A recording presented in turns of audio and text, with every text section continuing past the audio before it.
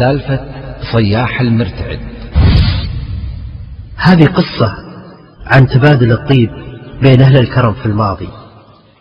نزل الشيخ صياح المرتعد العنزي وهو على رأس مجموعة من الفرسان ضيوف على بيوت من قبيلة شمر، ولأن عدد الفرسان كبير توزعوا بين البيوت حتى ما يحرجون أحد من معازيبهم ويكلفونهم فوق طاقتهم.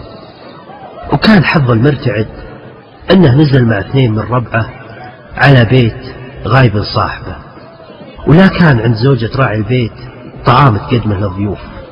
ولاحظ المرتعد حيرتها وهي تروح وتجي، سألها، ولما علمته بالصحيح طمنها وقال: يا بنت الحلال هوني على نفسك، حنا جربنا قس الدنيا ورخاها. وسألها: إذا عندك شوية سمن؟ قالت: لا. قال لها: عندك ماعون السمن قديم؟ قالت: نعم. قال لها: سخني هالماعون.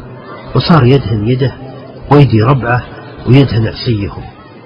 وبعد هذا مشوا من المرة بعد ما عرفت اسم صياح المرتعد.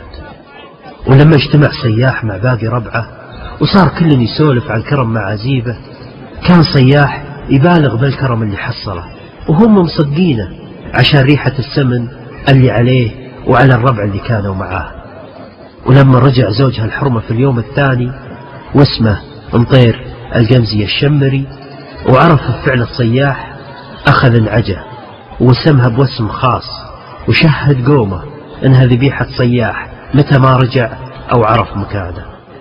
ومرت الأيام وتكاثرت العجة حتى صارت غنم كثيرة. عرف مطير مكان صياح المرتعد، راح له وقال له: هذه ضيافتك يومك سترتنا هاك الليلة.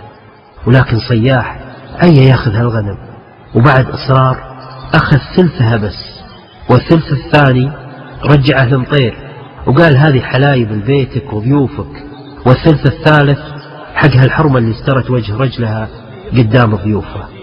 وبهالمناسبة قال مطير القمزي وهو يعطي الغنم للصياح هذه الأبيات: يا المرتعد واجبك حق وصايد، حق على اللي يفهمون المواجيد، وسمتها بحضور كل القرايب، ذبيحتك يا منقع الجود والطيب. يا المرتعد واجبك حق وصايد، حق على اللي يفهمون المواجيد، وسمتها بحضور كل القرايب، ذبيحتك يا منقع الجود والطيب. لو ما بغينا ما علينا غصايب، لا شك ضيف البيت له حق ونصيب. جملتنا يا شوق ضافي الذوايب، ذي عادة الطيب بستر المعازيب، يفداك منه ضاري بالسبايب، ليضاف علق بالمعذب كلاليب.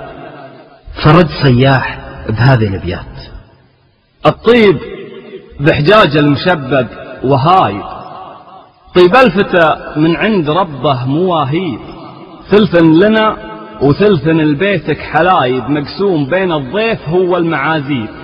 ومعذبتنا يا فتى وانت غايب، نشمية تسوى كثير الرعابيب، نشمية تسوى كثير الحبايب، لو غبت ما يدخلك شك ولا ريب.